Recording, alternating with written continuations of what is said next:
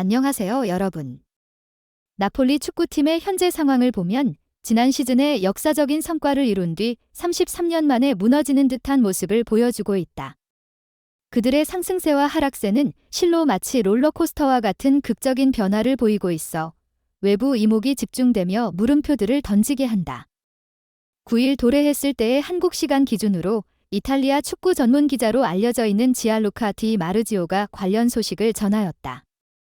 루디 가르시아 감독이 갑작스럽게 경질될 수 있다라는 그의 말은 팀의 상황을 암시하는 것이었다. 피오렌티나를 상대로 홈에서 패배를 당한 이후 아우렐리오 데 아우렌티스 나폴리 팀의 회장은 가르시아 감독과 계속해서 같이 일해 나갈지에 대해 심사숙고하게 되었다.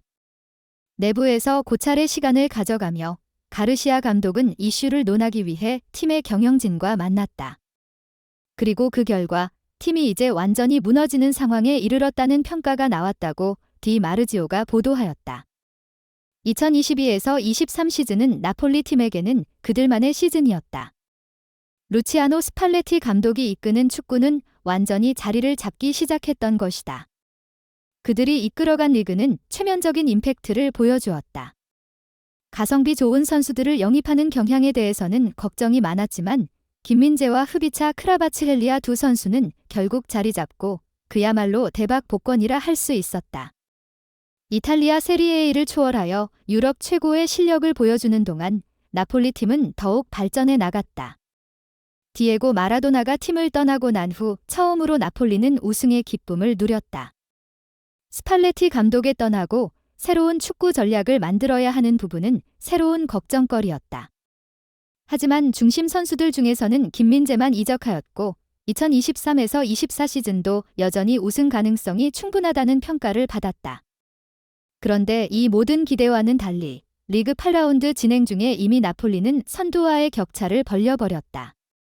현재 5위에 머물러 순위는 그럭저럭 괜찮지만 1위인 AC 밀란과의 승점 차이가 벌써 약 7점으로 벌어져 있다. 지난 시즌에는 4번의 결승 패배가 있었던 반면 이번 시즌 8라운드에 2번의 패배를 당했다. 김민재의 부재 분명 문제였지만 더 큰 문제는 가르시아 감독의 지도력에 대한 의심이 커지는 점이었다. 빅터 오시멘 선수와의 공개적인 충돌이 있었으며 지난 시즌의 성과를 전혀 보여주지 못하고 있는 상황이었다. 아우렌티스 나폴리 팀 회장은 가르시아 감독을 공개적으로 비판도 하였다. 팀의 회장은 나는 가르시아 감독과 현재 어려운 시간을 같이 보내고 있다. 때가 되면 가장 옳다고 생각하는 결정을 내릴 것이다. 항상 해당 상황에 대해 반성의 시간을 가져와야 한다. 섣불리 내린 결정이란 대체로 잘못되는 경우가 많다라는 말로 가르시아 감독과의 이별을 암시하는 발언을 하였다. 다음 뉴스, 우파메카노도 부상을 입었습니다. 뮌헨에 있는 항상 준비된 유일한 수비수는 신입생 김민재입니다.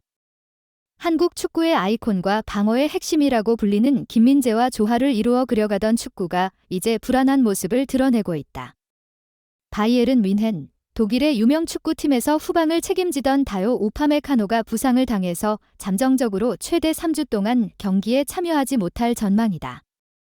11일이라는 시각에 따르면 한국 시각으로 말이다.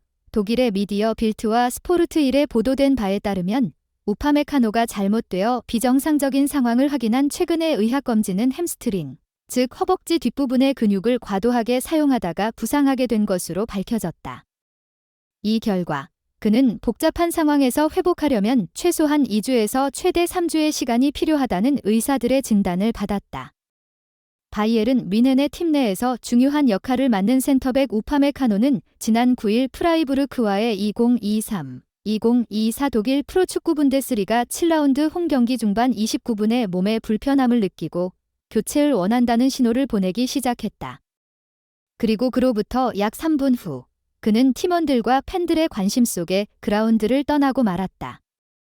스포르트일은 우파메카노가 10월에 A매치 기간이 끝난 후 첫 번째 경기인 20일에 마인츠와의 정규리그 경기, 이어 갈라타사라이와의 유럽축구연맹, UEFA, 챔피언스리그, UCL 경기, 그리고 마지막으로 28일에 다름슈타트와의 정규리그 경기를 결장할 가능성이 크다고 보도했다. 짧지만 빠른 발동작으로 유명한 중앙 수비수인 우파메카노는 신장이 크면서도 빠른 속도로 뛰는 김민재처럼 널리 알려져 있다. 주전 센터백인 마테이스 더리흐트가 시즌 초반 부상으로 인해 출전하지 못하면서 그는 김민재와 함께 미넨의 방어선을 지켜왔다. 공격수 못지않게 빠른 발동작을 활용하여 두 선수는 뒷공간으로 침투하는 상대 선수들을 거의 완벽하게 막아낸 덕분에 팬들로부터 호평을 받고 있다. 정기리그 7경기에서 단지 6골만을 허용한 뮌헨은 무패로 경기를 이어가고 있다.